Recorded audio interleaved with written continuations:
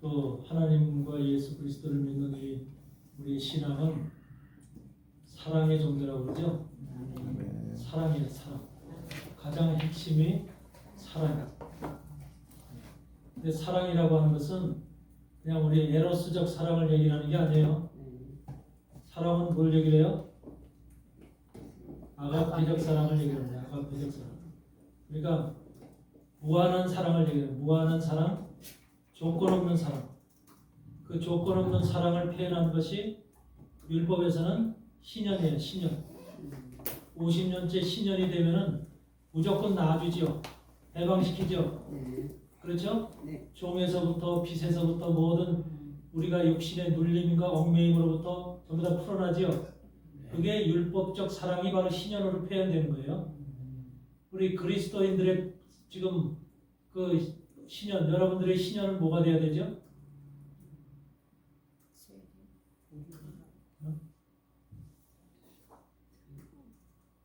사랑이라고 하는 것은, 사랑이라는 그 표현은 물론 우리 인간적으로도 서로 사랑할 필요가 있지만 하나님 안에서의 사랑이라는 것은 한마디로 주님이 우리를 사랑할 때 그냥 사랑한다, 아가페적 사랑이라고 해서 그냥 무조건적으로 주어지는 그런 사랑을 말하는 게 아니라 우리를 불쌍히 여기는 사랑이야. 불쌍히 여기는 사랑, 긍휼히 여기는 사랑. 그러니까 우리를 죄악에 빠지고 범죄함으로 인해서 사단의 말을 듣고 사단에 속아서 살아가는 우리 인생들을 불쌍히 여긴다는 거예요. 여러분들도 그렇잖아요. 여러분의 자식이 있을 때 여러분의 자식이 한마디로 말하면 잘못된 사람한테 속아서, 잘못된 것에 속아서 엉뚱한 삶을 살고 있으면 그게 어때요? 자식이 불쌍한 거예요. 근데 그 부모 입장에서는 그가 불쌍하고 긍휼히 여기는 거예요. 그러면서 돌아오기를 바라는 거죠. 그게 바로 우리 사람도 동일하지만 부모의 입장에서 동일하지만 하나님 영의 아버지이신 우리 아버지도 동일하다는 거죠. 그래서 우리는 항상 그 모든 사람들을 볼 때 불쌍하다, 긍휼하다라고 하는, 여러분들 인간의 사랑은 불쌍하다, 긍휼하다 해서 사랑하는 게 아니잖아요. 그 육신적인 감정, 느낌, 감각을 통해서 사랑하는 거잖아요. 그렇지만 하나님의 사랑은 바로 우리를 죄악에 빠지고 사단에 속아서 살아가는 이 우리의 모습이 불쌍하고 긍휼한 거예요. 근데 우리 힘으로 그걸 헤어나올 길이 없는 거예요. 우리 힘으로, 우리 능력으로 헤어나올 방법이 없는 거예요. 여러분이 이렇게 여러분들이 만약에 이렇게 지금 세상에서 죄악 가운데 빠져 있다면 죄악으로부터 여러분들이 쉽게 탁 벗어서 그냥 그걸 벗고 나올 수 있는 그런 환경이 됩니까? 죄악 속에 깊이 빠진 사람들은 그걸 벗고 나오기가 정말 하늘의 별따기. 하늘의 별따기. 여러분들 술에 고른 사람들이, 술 중독자들이 술을 벗어나오고 마약에 골문 사람들이 마약을 뜰쳐서 마약을 버리고 정상적인 사람이 된다는 것이 쉬운 일이 아니에요. 무엇에 중독이 되고 무엇에 매여 있게 되면 그것이, 우리는 그것을 벗어서 우리 힘으로, 우리 능력으로 헤쳐나오기가 너무 힘들다. 그래서 그것을 위해서 주님이 이 땅에 오신 거예요. 주님이 이 땅에. 우리는 살아가다 보면은 삶에 묶여 있게 되고 또 무슨 생활에 묶여 있게 되고 또 어떤 환경에 묶여 있게 되고 모든 우리의 삶이 사단은 묶여놨어. 올무로 우리를 묶어놓고 우리가 항상 조정을 해. 사단이. 그래 안 그래요? 그래서 우리 안에 모든 삶이 번거롭고 바쁘고 한마디로 말해서 우리가 정신을 못 차고 혼돈스럽게, 바벨이 혼돈이죠. 바벨탑이 혼돈된 탑인데 우리 안에 바로 그런 혼돈된 것을 항상 집어넣죠. 그래서 아침에 우리가 자고 나서 생각할 때 오늘은 뭐 하지? 오늘은 어떻게 하지? 일하는 사람도 마찬가지고 오늘도 잘 할까? 잘 맞춰야 되는데 뭔가 항상 우리는 그런 혼돈이라고 하는 것 속에 묶여서 살아가고 있는, 이것이 인생의 본질이고 모습이라는 거죠. 이런 것들을 벗어날 사람은 없어요. 근데 그것이 전부 다 사단의 조정에 의해서, 사단이라는 세력이 우리 안에서 바로 나를 조정하고 나를 갖다가 이끌어가는 모습이라는 거. 여러분은 바로 주님을 믿는 우리는 그걸 깨달아야 돼요. 주님을 믿는 우리는, 예수 그리스도의 사람이 된 우리는 주님께서 그 모든 묶임으로부터 우리를 자유케 해주셨다. 아멘. 아멘? 아멘. 우리를 묶임으로부터 자유케 해주셨어. 그걸 믿어야 돼요. 그래서 내가 빠져나오는 게 아니라 주님이 이 모든 것을 해결하셨다는 거예요. 우리가 빌립보서 1장을 한번 봅시다.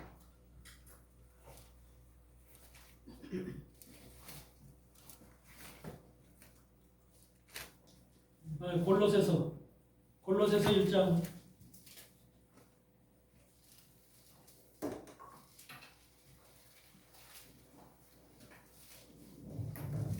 골로새서 1장 13절을 한번 보시면 13절 14절 그가 우리를 흑암의 권세에서 건져내사 그의 사랑의 아들의 나라로 옮기셨으니 옮겼어요. 이미 옮겼어. 우리를 어디로 옮겼어? 하나님의 사랑의 아들의 사랑의 나라로 우리를 옮겼다는 거예요. 어디서부터? 흑암의 권세에서 건져냈어. 근데 우리는 어떤 삶을 살고 있냐면 이 말씀을 믿어야 되는 것이거든. 우리를 건져냈기 때문에 우리가 이제 우리 안에는 뭐가 있어? 흑암의 권세로부터 눌림이나 속박이나 이런 게 없죠. 우리는 해방된 자예요. 해방된 자. 자유를 얻은 자예요. 자유를 얻은 자. 그런데 그 자유를 얻은 말씀을 믿지 않고 내가 그 자유를 얻으려고, 내가 그 속박으로부터 벗어나려고 애를 쓰고 발버둥 치는 게 우리 인생들이에요. 믿음의 사람들은 거의 다가 예수 그리스도를 믿으면서 내가 그 환경으로부터, 잘못된 환경으로부터, 잘못된 그런 것으로부터 내가 벗어나야지, 내가 이것을 이겨내야지 그런다니까. 실질적으로 그래야 안 그래요. 무슨 잘못된 내가 삶이 있고 잘못된 생각이 있고 잘못된 모든 것이 습관이 있고 그럴 때는 하나님의 안에서 반드시 우리는 고쳐야 되는데, 주님 안에서 우리가 새로운 삶으로 새로운 모습으로 변화되어야 되는데 그게 하루아침에 안 되더라는 거죠. 그렇죠? 그럴 때 우리는 항상 뭐를 하냐면 하나님 이걸 이기게 해주세요. 내가 이것을 이겨서 극복할 수 있도록, 승리할 수 있도록 도와주세요 이렇게 기도하고 있다니까.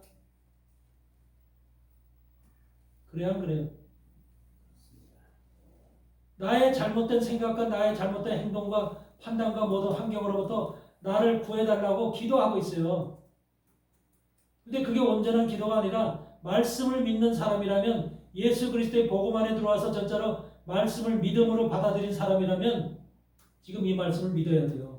흑암의 권세에서 건져내사 그의 사랑의 아들의 나라로 옮기실 것이라는 게 아니에요. 미래가 아니에요. 옮기셨다. 그 말이에요. 옮기셨다. 그럼 말씀을 믿으면 내가 옮겨졌구나.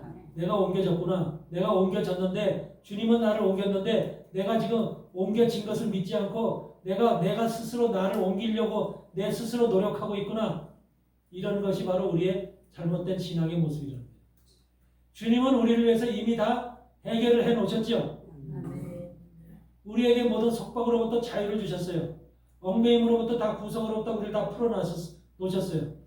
근데 아직까지도 우리는 그 사단의 속삭임에 의해서, 사단의 계략에 의해서 그 억눌림과 속박과 구속을 계속 당하면서 살고 있다니까. 당하면서. 근데 그 당하면서 내가 그것을 내 힘으로 풀어내려고 그것을 열심히 새벽 기도서부터 기도 나가서 그걸 풀어보려고 애를 쓰고 있다니까. 그랬어요, 안 그랬어요? 대부분의 신앙을 가진 사람들이 그런 신앙생활을 하고 있다니까. 이게 바로 진리가 너희를 자유케 한다는 말씀을 보면, 진리가 없기 때문에 자유함이 없는 거예요. 진리를 깨달으면 요한복음 3장에서 말씀하는 것처럼 진리가 너희를 자유케 하리라. 진리를 깨달으면 반드시 우리가 자유함이 있습니다. 근데 우리가 아직까지도 고린도전서 13장을 보면은 거기에 뭐가 있냐면, 어떤 말씀이 기록되어 있냐면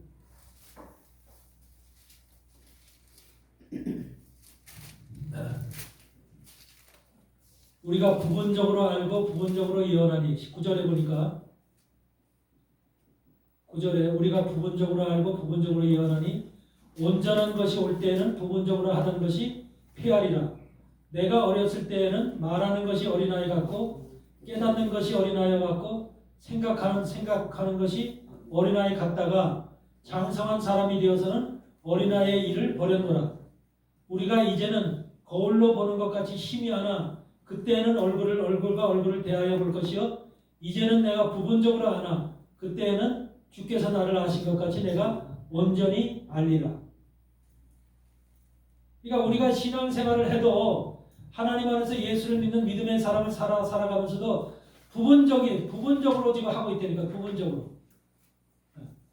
부분적인 것을 어린아이와 같이 부분적으로만 알고 부분적으로만 생각하고 부분적인 믿음을 갖고 있는 거지. 여러분들이 진짜로 예수를 만났다면 진짜 예수를 만나고 예수의 믿음이 여러분 속에 함께 하고 있다면 여러분들이 모든 것을 벗어나야 돼요. 그래서 어린아이 같듯 깨닫는 것이 어린아이 같고 생각하는 것이 어린아이 같고 그래서 생각하는 것이 여러분들 어린아이들이 뭐라 그래요? 물론 어린아이 같은 경우는 애기들 같은 경우는 전혀 모르지만은 여러분 진짜 유치원 다니고 이제 이런 이제 초등학교 다니고 이런 어린아이들 그들의 삶의 생각이 어떻습니까? 그렇게 자라면서 그들은 뭐를 지금 해요? 그들이 사물에 대한 온전히 100% 판단이 돼야 안 돼요. 안 되지. 옳고 그름의 판단이 안 되죠. 그래서 그들은 잘못할 수 있고 실수도 얼마든지 할 수 있죠. 그런데 그들이 실수를 하게 되면 잘못하게 되면 그걸 부모한테 말해야 숨기기 시작해요. 숨기기 시작하죠. 그게 그 자라면서 바로 어린아이들에게 생기는 바로 그 문제잖아요. 우리 믿음에서도 똑같다니까요. 믿음이 어린아이 같은 믿음을 가지고 있기 때문에 그런 자라는 여러분들이 믿음을 가지고 10년, 20년, 30년 생활하면은 이제 초등학교 1학년이나 2학년이나 3학년이나 고단계 단계라고 볼 수 있어요. 고단계 단계인데 고단계 단계에서는 뭔가 잘못을 하고 뭔가 내가 죄를 짓고 뭔가 실수를 하고 얼마든지 그렇게 할 수 있잖아요. 그렇게 하기 시작하면은 자꾸 부모한테 내가 한 것을 숨긴다니까. 그러면서 자기 속에 이제 뭐가 쌓여요? 그 이제 잘못하고 실수하고 죄 지은 것에 대한 마음속에 생각이 있잖아요. 그것에 대해서 부모하고 자꾸만 거리감이 떨어지죠. 자연스럽게 부모하고 대화가 안 되죠. 이렇게 해서 자꾸 거리감이 생기죠. 신앙도 똑같아요. 우리가 하나님 안에서 온전하지 못하면 거부감이 생기는 거예요. 밀접함이 안 생기는 거예요. 우리 영의 아버지하고 하나님 주님하고. 그래서 우리 신앙 속에서 그런 것이 사라져야 되는데 그런 것이 완전히 바로 우리 안에 모든 것이 벌거벗은 듯이 드러나야 되거든. 벌거벗은 듯이. 말씀을 하나님의 말씀을 히브리서 4장에서 뭐라고 그랬어요? 살았고 운동력이 있어서 혼과 영과 관절과 골수를 쪼개기까지 하며 그렇죠? 그리고 뭐라고 그래요? 혼과 영과 관절과 골수 쪼개기까지 우리 마음의 생각과 마음의 생각을 드러낸다 그러죠? 드러낸다. 벌거벗은 것 같이 드러낸다 그러죠? 근데 여러분들도 지금까지 살면서 여러분들의 신앙 속에서 살면서 주의 종이 되기까지 여러분들의 마음속에 있는 것을 벌거벗은 것 같이 드러내면서 사는 적 있어요? 없어요? 솔직하게. 없잖아.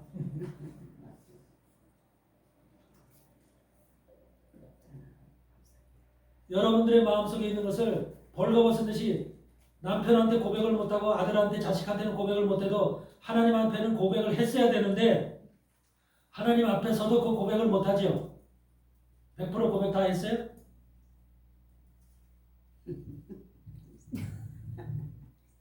고백을 하길 바래요. 안 했으면. 네.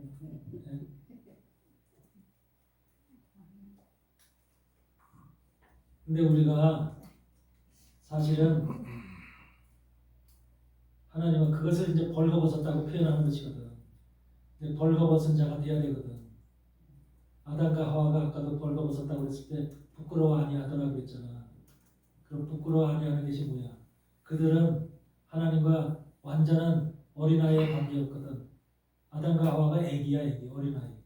그래서 벌거벗은 게 하나도 수치가 아니야. 근데 죄악이 들어간 다음에 눈이 띄어지고 난 다음에는 그 뭐야? 무슨 나무로? 무화과 나무로 이 가리잖아.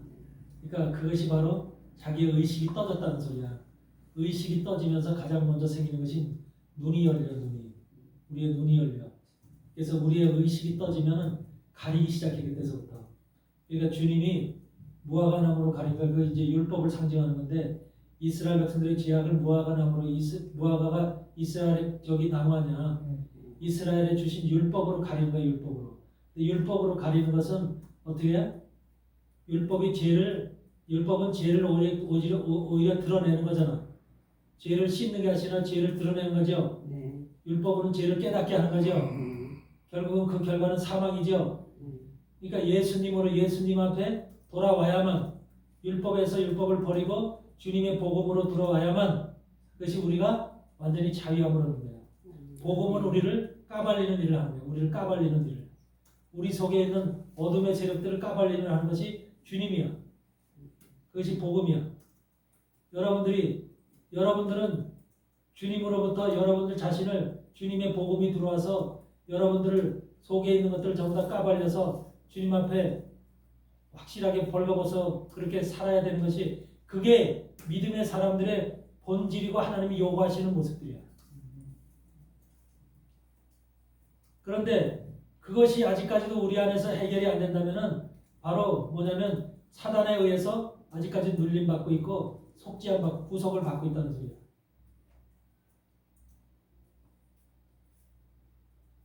여러분들 속에, 저는 여러분들이 이 마지막 때 주의 종들이잖아. 마지막 때 주의 종들은 당연히 모든 우리의 죄악으로부터 속죄함을 받아야 되죠.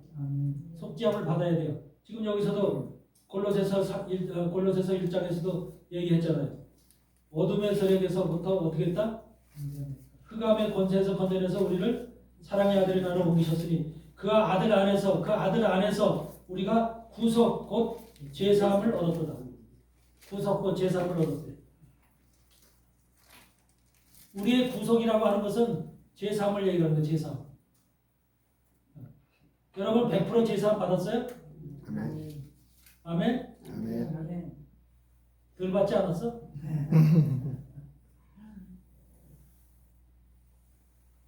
제3이라고 하는 것은 결과적으로 뭐야? 제3이라는 것은 우리가 육신으로 짓는 죄만 사함받는 거예요? 죄는 어디에 기록한다? 어디에 기록된다? 하늘 성서에 기록돼요. 하나님 나라의 하늘 성서에 기록되고, 그 성서에 기록되는 성서 어디에 기록된다고? 제가? 행위록이. 성서 어디에 기록이 돼서 하나님 여러분이 지은 죄들이 향단불에 기록되죠. 향단불은, 뿔이라고 하는 것은 죄가 기록되는 것이에요. 그렇죠? 예레미야 17장 1절에 뭐라고 그랬어요? 유다의 죄는 어디에 기록된다? 단뿔에 기록되나니 그랬죠? 모든 죄는 단뿔에 기록돼. 어디에? 향단뿔. 성서에는 향단뿔이 있고 또 번제단뿔이 있죠. 번제단뿔에 네 군데 번제단뿔이 있고 향단에 네 군데 뿔이 있죠. 향단뿔에는 하늘의 죄, 우리의 지은 죄가 하늘에 기록되고, 하늘에 기록될 때 향단뿔이고, 땅에서는 번제단뿔이라는 것은 우리 심령판에 기록된다는 거예요. 여러분 각자 심령판에. 여러분 죄집은 여러분 심령판에 기록돼야 안 기록돼요? 기록되죠. 알지요. 비밀리 죄졌어도 여러분은 스스로 알잖아요. 옆에 있는 사람 몰라도 여러분 자신은 알잖아요. 그리고 여러분 자신 속에 기록된 거예요. 그게 단뿔에 기록된 거예요. 번제단뿔에. 그러면서 또 하늘에 하나님도 알고 있거든. 그 하나님의 향단뿔에 기록된 거예요. 그 두 곳에 속죄함이라는 것은 향단뿔과 번제단뿔에 기록된 모든 죄가 다 도말돼야지 속죄함을 받은 거야. 번제단뿔에 기록된 것만 속죄함 받는 게 아니야. 하늘의 향단뿔에 기록된 거, 땅에서 번제단뿔에 기록된 그 모든 죄악이, 하늘과 땅에 있는 모든 죄악이 깨끗하게 속죄함을 받았을 때 바로 구속이 되는 거예요. 구속이. 그게 온전한 제3이라고 하는 거예요. 제3. 그런데 여러분들 문제는 뭐냐면 대부분의 사람들이 내 죄가 어디 기록되는지도 몰라. 내 죄가 어디 기록되는지도 몰라. 그 죄가 속죄함을 받을 때 어떤 절차를 가지고 어떤 방법으로 어떤 절차를 가지고 죄가 속죄하면 되는지 그 방법조차도 모르고 가르침을 받지 못한다니까.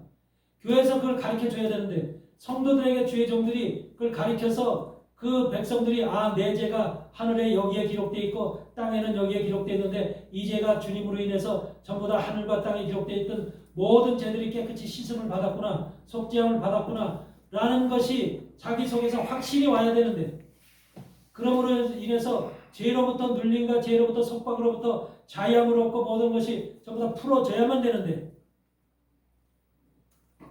지금까지도 뭘 하고 있냐면 내가 해결해야지, 내가 이 문제 풀어야지, 내가 풀어야지, 그렇게 하고 있다니까. 그렇게.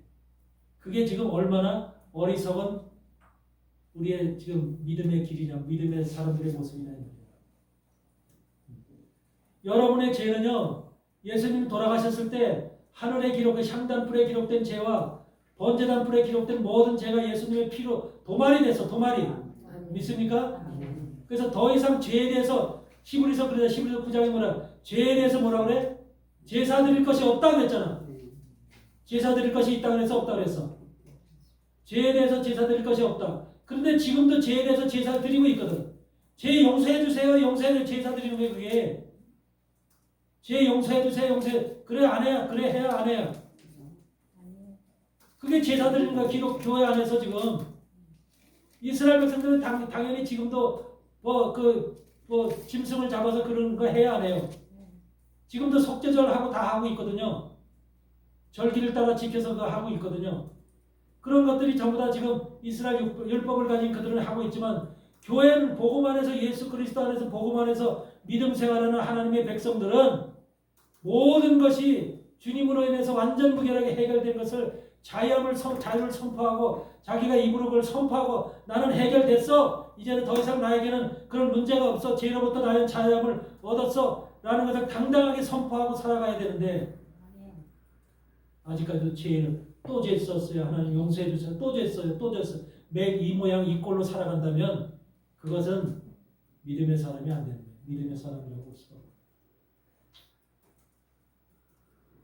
왜 히브리서 그럼 죄에 대해서 더 이상 제사 드릴 것이 없다. 그 말을 왜 하겠어? 어? 우리는요, 잘못 신앙생활 하다가 잘못하면요, 율법으로 가기가 십상이에요. 왜 그러냐면 이 믿음 생활하면서 지금 우리는 교회 안에서 자유의 믿음을 갖고 있는 거거든요. 자유의 믿음. 예수님을 통해서 믿음은 자유의 믿음이야. 자유의 믿음. 구속된 믿음이 아니라, 속박된 믿음이 아니라 자유의 믿음 생활을 하는 거야. 그래서 우리 안에서, 이 안에서는 복음 안에서 진짜 교회에서 신앙생활하는 사람들은 마음속에 자유와 평안과 기쁨과 즐거움과 희락이 있어야 되는 거야. 그게 우리가 가져야 될 복음 안에서, 예수 그리스도 안에서 우리에서 주어진 주님의 그 마음이야. 주님의 뜻이야.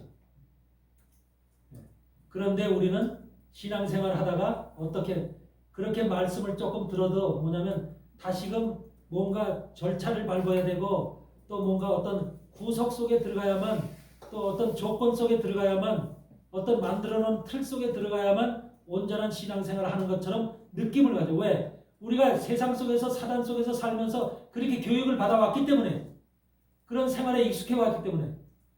여러분, 자유함의 인생에 그렇게 자유롭게 사는 인생이 아니라 모든 시스템 속에서, 구속 속에서, 조건 속에서 물려서 그 조건 속에서 그 안에서 살아야만, 틀 속에서 살아야만 온전한 질서를 지키면서 정의 가운데 살아가는 사람이라고 이렇게 우리는 교육받고 살아왔어. 그래 안 그래요? 어린아이서부터 그렇게 교육을 받아 학교 다니면서. 우리 교통도덕 지키려 때 교통도덕 여기서 있을 때 이렇게 해서 손 들고 가라, 이런 데서부터 철저하게 시스템 안에서 모든 것이 교육을 받으면서 그렇게 살아왔잖아요. 우리 속에 배어 있다니까, 그 구속이. 그렇다고 해서 자유함이라고 해서 손 들고 차들이 지나가는데 그냥 맨손으로 그냥 지나가라는 게 아니잖아. 그거 얘기하는 게 아니잖아. 바로 우리의 삶 속에는, 신앙 속에는 나도 모르게 사단이 계속해서 우리 안에 자, 지금 제가 이 말씀을 하는 것이 왜 이런 말씀을 하냐면 반드시 여러분 속에는 자유함이 오지 않으면은 그건 하나님의 사람으로 인정을 못 받아. 속죄함이 여러분 속에는 아직까지 100% 인정이 안 된 거야. 제사함은. 제사함을 받았다 하면서도 여러분 내적으로는 이 안에 뭔가 모르게 지금 잡아매여져 있어. 이 속에 잡아매여져 있고 그 구속과 어떤 조건과 시스템 안에서 갇혀 있어. 그런 것이 우리 인생 속에서 태어나서부터 자라면서 지금까지 인생을 살면서 받아온 교육의 모습이 그런 속에서 살아왔기 때문에 나도 모르게 저절로 발이 그렇게 간다니까. 저절로 생각이 그렇게 간다니까. 그러면서 그게 뭐냐면 그러면서 결국은 자유의 복음 가운데서 율법 속으로 들어가 버린 거예요. 율법 속으로. 율법이라는 틀 속으로 들어가 버려. 여러분 율법의 틀 속으로 들어가면 그것이 뭐예요? 그게 결국은 사망의 법이에요. 사망의 법. 아멘? 우리는 율법으로 돌아와서 안 돼요. 주님의 복음은 자유의 복음이야. 사랑의 복음이고 자유의 복음이 행복의 복음이고 모든 것으로부터 해방되는 복음이야. 우리가 요한복음 12장에 뭐가 있어요? 나사로 사건 있잖아요. 나사로 사건에서 나사로가 여기 지금 얼굴에다 수건 칭칭 감고 있죠. 그리고 나왔잖아요. 무덤에서. 그리고 또 몸에다는 지금 배를 칭칭 감고 있잖아요. 그것이 우리 인생의 나사로가 무덤에서 나왔는데도 불구하고 그것도 예수 그리스도의 음성을 듣고 나왔잖아. 자기 스스로 나온 게 아니라 예수 그리스도의 음성을 나사로에 나오라는 그 음성을 듣고 나왔어. 그러니까 이미 그것은 예수님의 말씀에 순종하고 복종하고 나온 거잖아. 예수님의 사람이 됐는데도 불구하고 뭐야? 수건이 칭칭 감겨져 있고 몸에 배가 칭칭 감겨져 있어. 그건 뭐야? 속박이거든. 내 맘대로 내가 볼 수도 없고 들을 수도 없고 말할 수도 없고 내 몸이 칭칭 감겨져 있어서 내 팔과 다리를 움직일 수 없는 그런 구속된 인간이라는 소리잖아. 구속된 인간. 그게 바로 예수 그리스도의 말씀을 듣고 복음 안에서 교회 안에 들어와서 신앙생활하는 여러분 속에 우리 안에 있는 모습이라니까. 그게 나사로의 모습이. 나사로의 모습이 괜히 나사로가 아니야. 나사로는 뭐야? 하나님 도와주세요라는 말이잖아. 나사로라는 말이 하나님 도와주세요라고 하는 말이야. 교회 안에 들어와 있는 사람들이 뭐야? 예수 그리스도를 맡고서 구원을 위해서 교회 안에 들어와 있는 사람들이 믿음 생활하는 사람들이 뭐야? 하나님 도와주세요. 나 구원 받기 원합니다. 나 구원의 나라 하나님의 나라로 가고 싶어요. 그 생각으로 온 거 아니야. 그래 안 그래요? 그렇게 들어왔는데 그래서 나사로에 나오라는 그 소리를 듣고 나왔어. 세상에 살다 보니까 정말로 내가 너무나 세상 속에 매여있고 구속된 세상 속에서 생각과 마음과 육체가 모두가 환경과 세상의 모든 시스템 속에서 구속이 돼서 쩔쩔매고 이렇게 살다가는 내가 더 이상 살 수 없고 죽을 수밖에 없는 모든 인생들이 그렇게 살다 죽는 거거든. 네? 근데 교회를 다닌다는 사람들은 그 속으로부터 빠져나와서 자유함의 인생을 사는 것이 교인이야. 아멘. 자유함의 인생. 자유함이 없다는 것은 아직까지 뭐야? 사단의 세력에 묶여있다는 소리야. 생각이 묶여있고 내 자신의 모든 육체가 묶여있다는 거야. 이 안에는 그런 사람들 없기 바라요. 신앙을 하나하나 열심히 기도하기 전에, 열심히 뭔가를 하기 전에, 하나님 앞에 나가기 전에 먼저 여러분의 본체, 여러분의 본질, 지금 내가 하고 있는 믿음과 신앙의 길이 온전한 길인지를 먼저 파악하시기 바라요. 마지막 종말에 살아가는 하나님의 종들이라면 계시록의 말씀도 중요해요. 근데 계시록의 말씀만 알아가지고선 머리만 커져요. 잘못되고 그래서 이제 잘못된 길로 가기가 십상해요. 여러분 계시록만 알면은 잘못된 길로 가고 그걸 바로 뭐야? 종말론자가 돼. 남들이 세상에서 얘기하는 종말론자가 될 거래요. 성경 전체는 그걸 얘기하는 게 물론 마지막 때 죄의 계시록을 중요시하고 계시록을 알고 깨달아야 되지만 성경의 하나님의 본뜻을 알아야 돼. 하나님을 창조하신 하나님의 형상으로 창조함을 받은 내가 어떤 존재인가, 나를 어떻게 창조했는가, 그래서 내가 어떤 존재가 되기를 원하는가, 죄악된 인생으로 세상에 살았던 너가 어떻게 다시 하나님 앞으로 돌아오길 바라는가.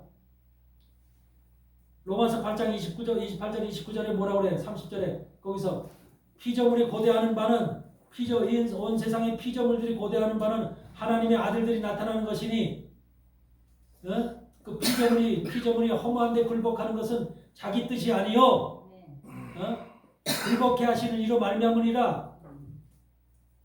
여러분 피조물이 왜 굴복해?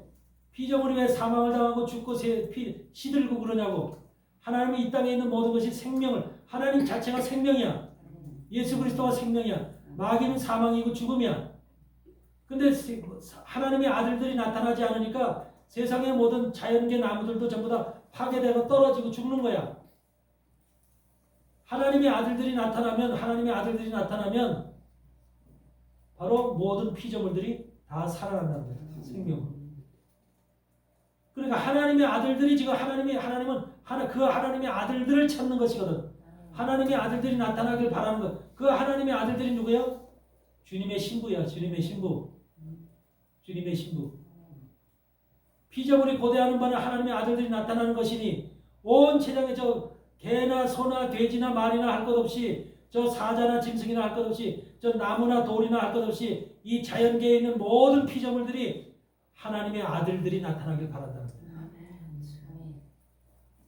여러분이 그 아들들이 되어야 되는 거죠.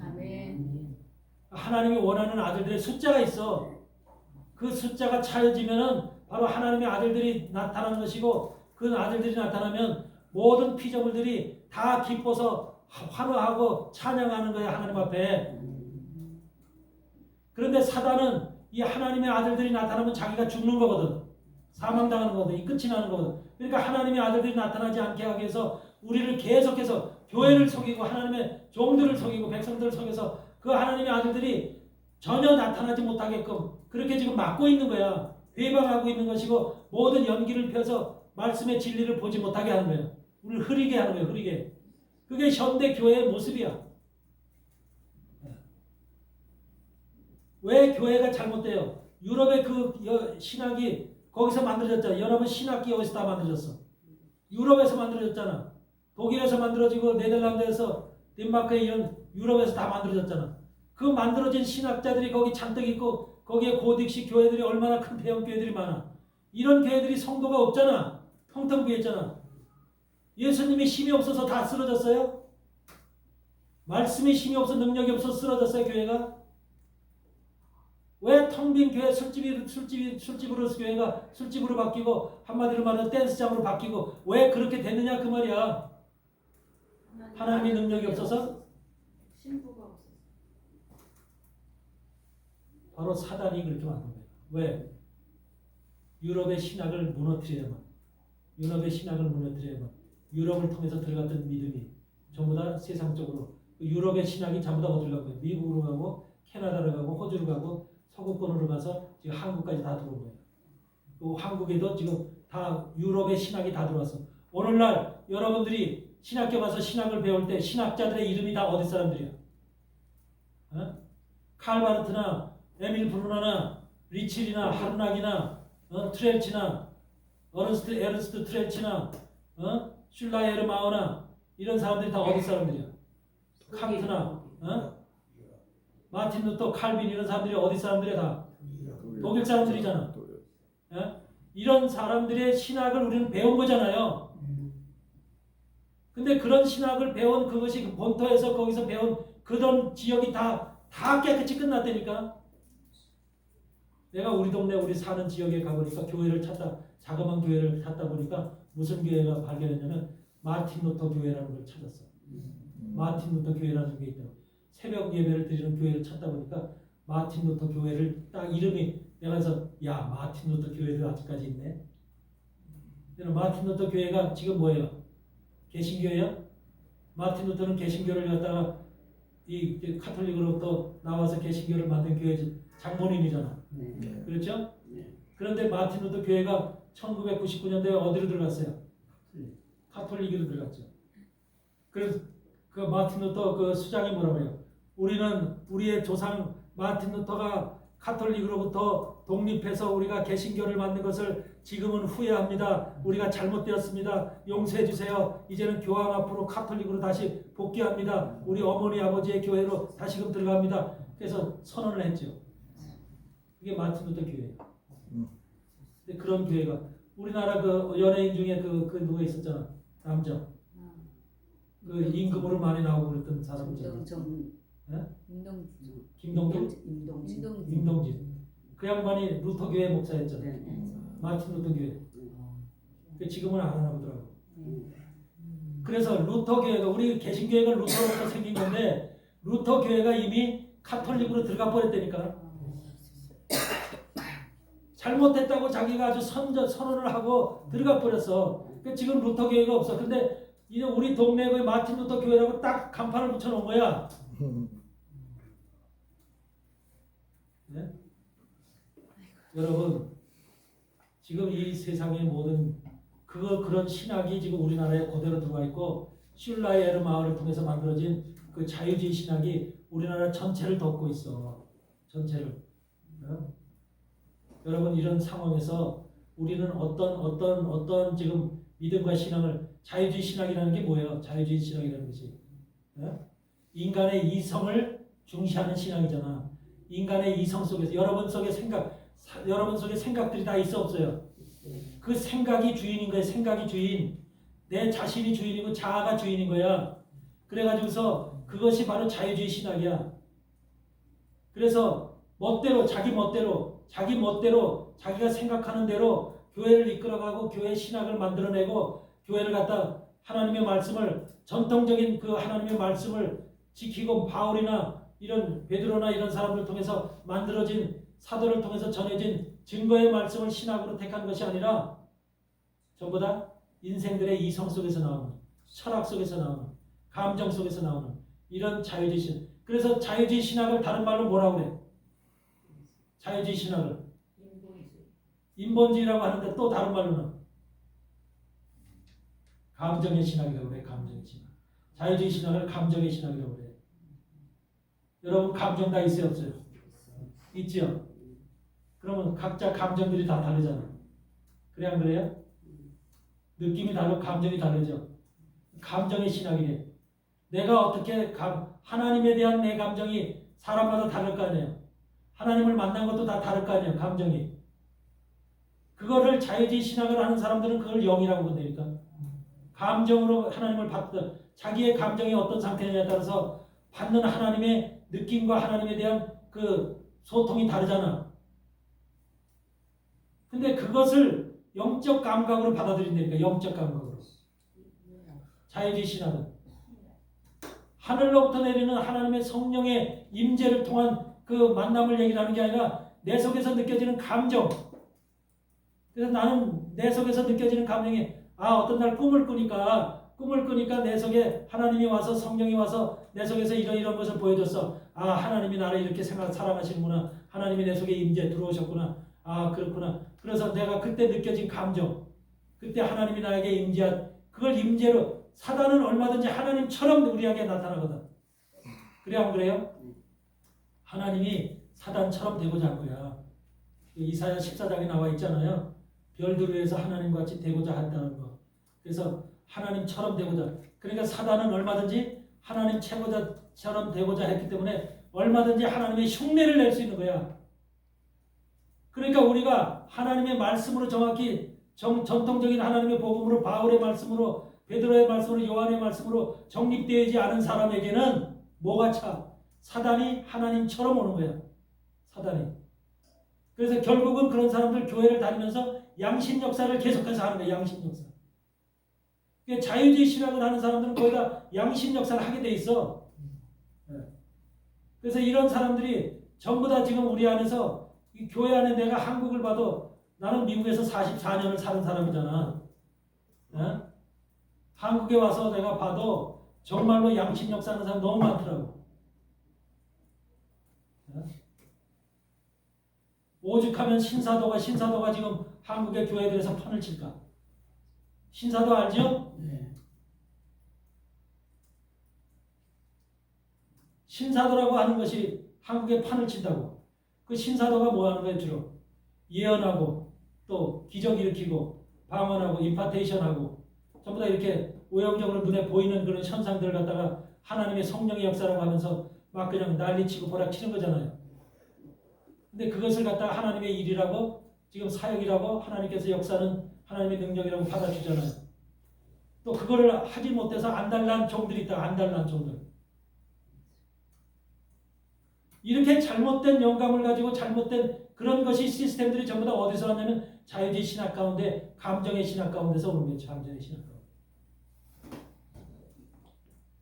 이런 상태가 바로 전 세계를 뒤덮고 있는 거예요. 그러니까 사단 마귀가 전 세계 교회를 어떻게 해? 그냥 내버려 두지 않는 거예요. 완전히 묵사발 내는 게 묵사발. 더 이상 교회로서 전통적인 바울과 베드로와 요한과 이런 사도들의 말씀이 지켜지지 않도록 하나님의 말씀 예수 그리스도의 복음을 완전히 깨부시고 묵사발 내는 거야. 종말 시대일수록 이것이 더욱더 강력하게 역사하는 거야. 강력하게. 그러니까 바로 이런 속에서 우리의 신앙과 믿음을 지키기가 더욱 어려운 시대가 되는 거예요. 근데 상대적으로 하나님은 이런 걸 미리 아시고 사단이 마지막 때 이렇게 강력하게 역사할 것이라는 것을 사단은 이미 알잖아요. 사단도 하나님의 종이니까.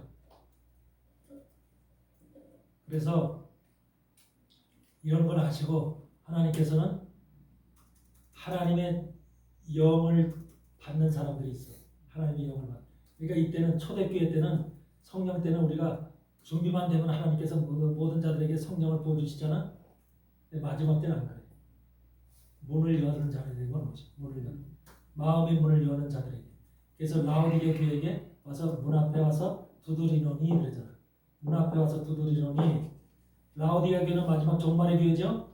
종말의 교회에 와서 여러분의 저 문 앞에 두드린다는 게 아니라 여러분의 마음의 문 앞에 와서 여러분의 심령의 문을 두드린다는 소리잖아요. 이 마음을 열면, 문을 열면 그 안에 그 속에 들어가서 내가 너와 함께 먹고 마시리라 그러잖아. 영적인 말씀을 먹고 마시리라. 주님의 영이 우리 안에 들어와서 나한테 하나님의 말씀을 먹고 마시리라. 같이 먹고 마시겠다는 소리야. 가르치면서 지도하면서. 이게 하나님의 마지막 시대는 내 마음의 문을 여는 사람에게만 들어오신다는 거예요. 마음의 문을 열지 않는 사람한테 누가 오겠어? 어떻게 오시겠냐고. 우리가 시브리서 9장 19절에서 뭐라 그랬어요? 시브리서 보세요. 어떤 사람한테 온다고 그랬어요? 주님이 이 땅에 오실 때 마지막 때?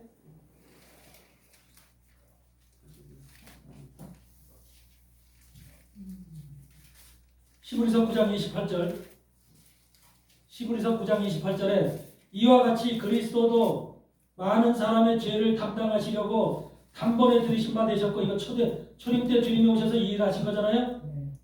단번에 들이신 바 되셨고 구원에 이르게 하게요. 구원에 이른다는 건 언제요? 마지막 종말 때죠. 구원의 심판을 통해야지 구원이 완성되죠. 구원에 이르게 하기 위하여 죄와 상관없이, 이제 죄와 상관없다는 거예요. 자기를 바라는 자들에게 두 번째 나타나신다. 자기를 바라는 자들에게 나타나시는 거예요. 이제는 아무한테나 오시는 게 아니에요. 그러니까 주님 내게 오시옵소서. 주님, 내가 주님을 사모합니다. 마지막 때 내가 준비된 자가 돼서 주님의 신부가 되기를 원합니다. 하나님 사모합니다. 도와주세요. 내게 임재해 주세요. 간절히 주님을 사모해야만 바라는 자들에게 오신다는 거예요. 이게 달라. 초림 때는 모든 자들에게 왔어요. 그렇지만 마지막 때는 바라는 자들에게 오시는 거예요. 나타나는 거예요. 그러니까 대부분의 사람들은 지금 예수 그리스도의 요한계시록도 가르치지 않고 마지막 때를 가르치지 않는 이유가 뭐예요? 바라는 자가 되지 못하게 하고 있어요. 요한계시록에 관심을 가지고 하는 사람들은 뭐가 있어요? 주님이 오실 재림을 기다리겠죠. 요한계시록에 관심이 있다 하는 사람들은 일단 주님의 재림에 관심이 있다는 소리예요. 정확하게 알든 모르든 간에 일단은 주님의 오심에 관심은 있다는 소리예요. 네. 그럴 때 우리가 그렇기 때문에 그 사람들한테는 뭔가 정확한 하나님이 임재할 수 있는, 내 마음의 문을 열고 주님이 임재할 수 있는 그런 마음의 준비가 돼 있어야 되는 거죠. 주님의 요한계시록을 보고 신천지에 가서 그 엉뚱한 곳에 가서 교육을 받고 양육을 받는다면 그건 완전히 잘못된 곳에 가서서 그렇게 하는 거기 때문에 그 사람은 길을 잘못 선택한 거죠. 그러니까 마지막 시대는 주님이 오시는 것을 바라는데도 불구하고 어떻게 바라야 돼요? 진리의 길 가운데, 좁고 협착한 길 가운데, 좁고 협착한 길 가운데, 생명의 길은 좁고 협착하다고 그랬죠. 그런 가운데서 우리가 그 길을 선호하면서 그 길을 택하고, 하나님 내게 힘들고 어렵고 한숨 쉬고 고통 쉬고 내가 어려울지라도 하나님 내가 나를 불러주세요. 그 길을 나는 힘있게 당당하게 주님을 붙잡고 가겠습니다. 말씀을 붙잡고 가겠습니다. 뭔가 마음에 다짐을 가지고 그 길을 갈 준비를 해야 되잖아. 그랬을 때 하나님께서 그 마음에 임재하시는 거죠. 이런 것이 마지막 시대에 필요한 거예요.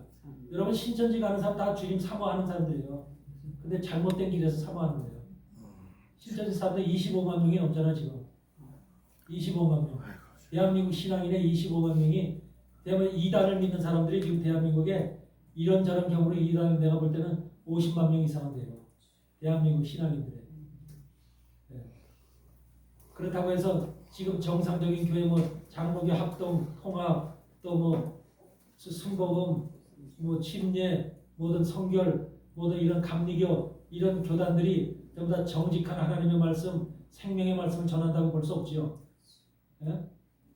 그런데 그런 교회들의 말씀들이 전부 다 잘못 전하기 때문에 그런 속에서 하나님을 사모하는 사람들이 주의 재림을 기다리는 사람들이 하나님의 말씀을 전하지 않기 때문에 종말의 말씀을 계시록의 말씀을 전하지 않기 때문에 이상하게 발걸음을 신천지로 다 갈 수밖에 없게끔 만들어 놓은 거예요. 그것이 신천지 잘못이 아니라 신천지는 거기에 계략으로다가 관계로다가 그걸 딱 세워놓고 한마디로 뭐야?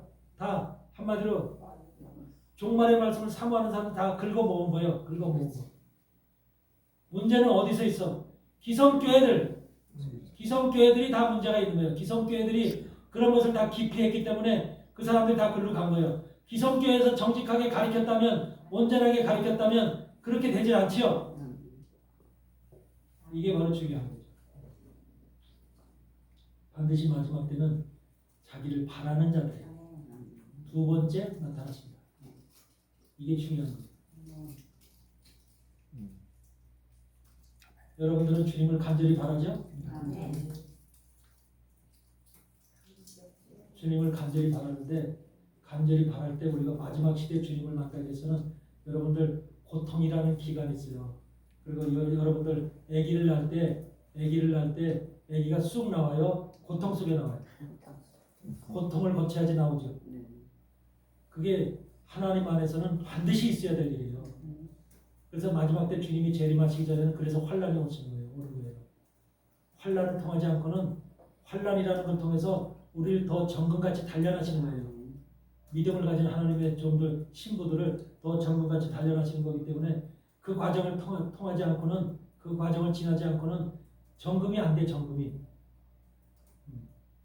그래서 우리는 마지막 때 이 환란이라는 기간 이것이 우리에게는 반드시 있어야 되는 거예요. 그래서 이런 모습들이 바로 마지막 시대에 우리를 향한 하나님의 계획이 있기 때문에 항상 이 계획 가운데 항상 여러분들이 담대하게 하나님의 말씀을 붙잡고 나가는 그런 믿음과 신앙이 여러분 속에 있어야 될 줄 믿습니다. 그냥 신앙이 아니라 구속 속죄함에 반드시 속죄함이라고 하는 성경에서 제일 또 복음 속에서 제일 강조하고 중요한 것이 뭐예요? 제사함이야. 제사함. 우리 사도행전 2장 38절에 뭐라고 그랬어요? 제사함은 어떤 과정을 거쳐서 제사함이 된다고 그랬어요? 사도행전 2장 38절에 베드로가 얘기하면서 뭐라고 그래요? 먼저 회개, 그 다음에 두 번째는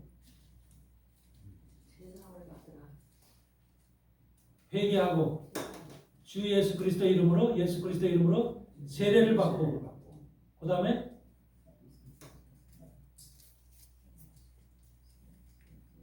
모르면 빨리 펴봐.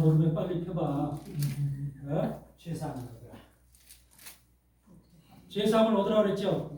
세례를 받고 제사함을 얻으라. 그러면 뭘 준다? 성령을 선물로 준다잖아. 제사함을 받아야만 성령을 선물로 준다잖아. 근데 제사함도 받은데 제사함이 뭔지도 모르고 내가 제사함을 받았는지 어떤지도 모르는데 성령 타령하는 사람들이 얼마나 많아. 그래 안 그래요? 제사함이라는 걸 정확히 제사함이라는 걸 받지 않았는데 또 제3이라는 게 정확히 뭔지도 모르고 어떻게 해야 제3을 받는지도 정확히 분별을 못하면서 성령 타령은 정말로 많이 하더라니까 내가 볼 때 성령 주세요 하면서 반드시 이 과정에서 회개, 세례, 예수 그리스도 이름으로 세례,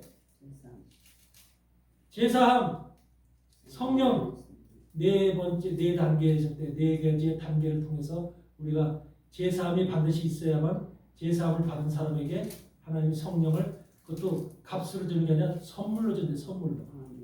성령은 선물이죠. 은혜죠. 선물로. 그러니까 여러분이 제사함을 받았다고 하는 것이 얼마나 중요한 건지 알아요. 여러분은 세례 다 받았죠. 세례 다 받았죠. 그럼 제사함이라는 것이 세례를 받았으니까 제사함이라는 게 와야 되잖아. 여러분 세례라는 게 뭐예요? 세례라는 게 뭐예요? 회개, 세상으로부터 회개해서 예수님 앞으로 돌아왔잖아. 첫 번째 회개를 다 했죠. 예수님 앞에 돌아왔어요. 그러면서 세례를 받았어. 그 세례가 뭐야? 세례가 죽고 다시 사는 물에 들어갔다 나오는 게 세례야? 하나님을 찾아가는 거죠. 뭐가 하나님을 찾아가? 선한 양심이 하나님을 찾아가는 것이라 그랬죠. 이제는 우리가 세상을 찾아가고 세상의 길을 가던 우리가 세례라는 것을 통해서 이 시간부터 내가 내 속에서 발동한 선한 양심이 있다고 하는 것은 결과적으로 우리 안에 악한 양심도 있다는 소리 아니야. 그렇죠? 선하신 분은 하나님 한 분뿐이라 그랬죠. 마태복음 19장에 선한 이는 하나님 한 분이다 그랬죠. 선한 양심은 하나님 쪽을 찾아가는 그 양심을 얘기하는 거야. 여러분 속에 선한 양심이 발동이 돼서 이제부터 내가 살아가는 길은 하나님을 바라보면서 하나님을 의지하면서 하나님 말씀을 들으면서 기도하면서 내가 하나님의 길을 가리라 이렇게 방향 틀은 거잖아. 180도 세상을 향해서 걸어가던 나의 발걸음을 180도 돌려서 하나님 쪽을 향해서 걸어가는 그것이 바로 뭐야? 세례를 향해서 생긴 마음이잖아. 그렇죠? 선한 양심이 하나님을 향해서 찾아가는 마음이라는 거예요. 찾아가는 마음. 그렇죠? 그 과정이 다 지금 여러분에게 와 있잖아. 선한 양심이 더 세례라는 것 속에는 반드시 선한 양심을 찾아가야 되는 거예요. 그런데 세례를 받았는데도 불구하고 세례 받은 사람이 세상과 짝하고 있네. 세상에서 찾고 있고 세상에서 세상 거 좋아하고 세상 거 즐겨하고 세상이 아직까지 미련이 남아서 세례를 받았어. 그런데 세상에 있는 것들을 즐거워하고 세상 거를 사랑해. 그게 선한 양심이야? 하나님을 찾아가는 거예요? 그런 선한 양심이 발동해서 하나님을 찾아가는 게 아니라 속에 있는 악한 양심이야. 악한 양심이 바로 뭐야? 악한 양심이 세상을 향해서 사단이 원하는 방향으로 사단의 길을 오히려 찾아가는 것이죠. 여러분 교회를 다니면서 세례 받은 사람들이 세상으로 돌아가는 사람들이 많아. 안 많아? 많지요. 그러면 자기가 세례 받았기 때문에 하나님의 사람이 된 줄만 생각하죠. 세상의 발걸음으로 세상으로 돌아가면서도 그 이치를 모르죠. 여러분 양심이 좋은 거예요, 나쁜 거예요? 선한 양심, 악한 양심이 있어. 우리 안에는 선한 양심이라는 것은 하나님을 향해서 찾아가는 그 마음이고 악한 양심이라는 것은 나를 주장하고 사단이 원하는 방향으로 가는 양심이 바로 악한 양심이야. 근데 세상에서는 양심 그러면 다 좋다고 생각해, 안 좋다고 생각해? 양심이라는 세계는 다 좋은 것으로 세상은 판단하잖아요. 그래서 양심껏 살아라, 양심대로 살아라 이렇게 세상은 그렇게 주장하잖아요. 그러니까 양심대로 살았기 때문에 중도는 양심대로 살았기 때문에 나는 극락에 갈 것이다 그러잖아요. 나도 교회를 안 다녔어도 난 양심껏 살아서 죄진 적 없거든. 그러니까 나도 천국에 갈 거야, 극락에 갈 거야 이렇게 생각하는 사람들이 있잖아요. 교회 안 다니는 사람들 속에서도 양심껏 사는 사람들이 그런 변명을 하거든요. 그런 말을 하거든요. 양심이라는 게 좋은 거야, 나쁜 거야? 히브리서 9장 보세요. 히브리서 9장 14절에 그러니까 양심이라고 하면 우리는 세상 사람들 지금 양심대로 살면은 다 좋게 산 것으로 여기잖아요. 이게 지금 큰 문제라니까. 우리는 양심대로 사는 사람들이 아니라 말씀대로 사는 사람들이에요. 그게 다른 거예요. 하나님의 말씀과 양심은 전적으로 질적으로 다른 거예요. 우리가 9장 14절을 보면은 하물며 영원하신 성령으로 말미암아 흠없는 자기를 하나님께 드린 그리스도의 피가 어찌 너희 양심으로 죽은 행실에서 깨끗하게 하고 살아계신 하나님을 섬기게 못하게. 양심으로 살았더니 뭐가 돼? 행실이 어떻게 됐다? 죽은 행실이 됐대. 양심으로 죽은 행실이 됐대. 그런데 우리는 양심으로 살면은 잘 사는 줄 알잖아. 얼마나 지금 엉뚱한 세상에서 지금 양심이라는 것을 지금 세상은 인정해 놓고 있어요. 잘못 판단하고 있잖아. 교회를 다니면서도 교회 목사님들이 단에서 설교를 하면서도 양심 있는 양심을 갖다 양심에 대해서 얘기를 해야 해요. 양심이 무슨 양심인지도 모르고 양심대로 사는 것이 잘 사는 것처럼 얘기를 하잖아요. 하나님 말씀 안에서 사는 것처럼 이렇게 얘기를 하잖아요. 근데 양심으로 사는 모든 삶이 거짓된 바로 죽은 행실이라는 거예요. 죽은 행실. 그 다음에 10장 보세요. 10장에 히브리서 10장 22절에 뭐라고 그랬어요? 우리가 마음의 뿌림을 받아. 무슨 뿌림? 예수 그리스도의 피의 뿌림이죠. 마음에 예수 그리스도의 피의 뿌림을 받으면 양심의 악을 깨닫고 양심이 악이라는 것을 깨닫는다는 거예요.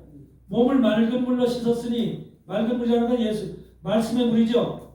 몸을 맑은 물로 씻었으니 참마음과 온전한 믿음으로 하나님께 나가자. 하나님께 나가는 우리의 믿음의 마음은 바로 양심의 악을 깨달아야 되는 거예요. 깨달아야 돼요. 양심이 악이라는 거예요. 양심이. 근데 왜 이것을 목사님들이 안 가르쳐 주느냐? 말씀 속에, 내 말이 아니라 말씀 속에 기록된 말씀을 왜 안 가르쳐 줬느냐는 거야. 숨긴 것이거든. 보지 못하게 한 거거든. 양심이 악이라는 것을. 우리 대한민국의 사람들이 지금 잘 나가는 사람들이 전부 다 난 양심껏 살았어. 나는 정말로 나는 거짓이 없이 누구 속임이 없이 나 정직하게 살았어. 이거 주장해야 안 해요?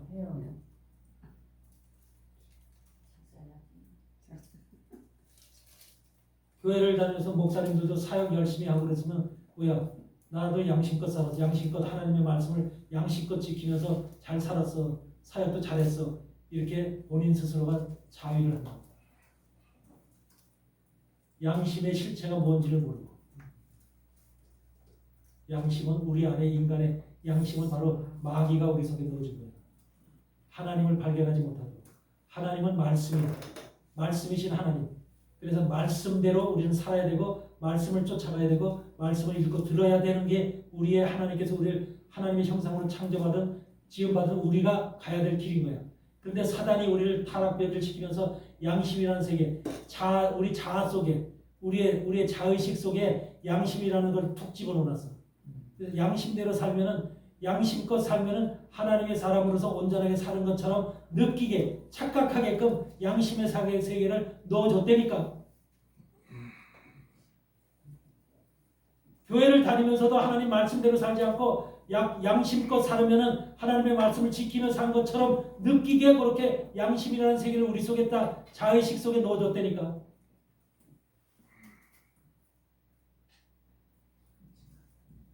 그래서 발견을 못하는 거야. 발견을. 세상 사람들의 기준에서는 98%, 99%의 사람들이 이 말씀을 깨닫지 못하는 사람들은 양심이 나쁘다고 생각하는 사람 한 사람도 없어. 그래 안 그래요? 그러니까 양심이 나쁘다고 생각하는 사람이 없기 때문에 결과적으로 그들의 인생은 양심을 따르는 신앙생활을 하는 거예요. 교회 다녀서 양심에 의거한 신앙생활을 하는 거예요.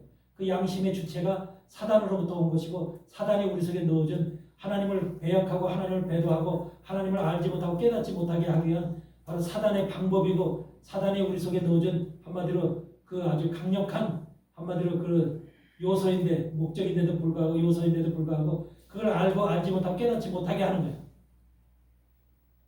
여러분 하나님의 교회는 말씀을 쫓아가는 겁니다. 양심을 쫓아가는 게 아니에요.